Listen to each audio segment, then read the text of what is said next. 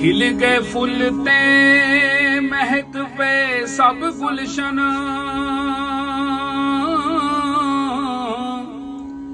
कली कली नू वेख करार आया।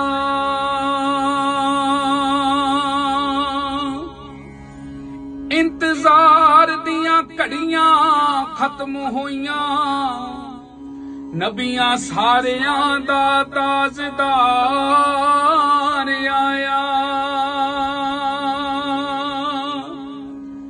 रब्बा तैनू मुबारकां होण लखां,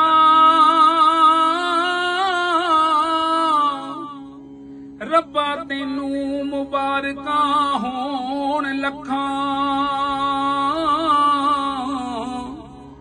साडा नबी आया तेरा यार आया।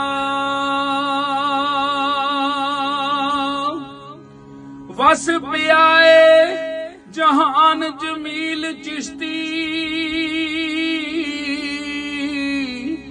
लेके सोना है पहली बहार आया। अस्सलाम वालेकुम जी, सत श्री अकाल दोस्तों, मैं तुहाडा अपना सतनाम पंजाबी। कुल कायनात नूं हजूर दे आउण दियां ईद उल मिलाद उन नबी दियां आप सब नूं बहुत मुबारक।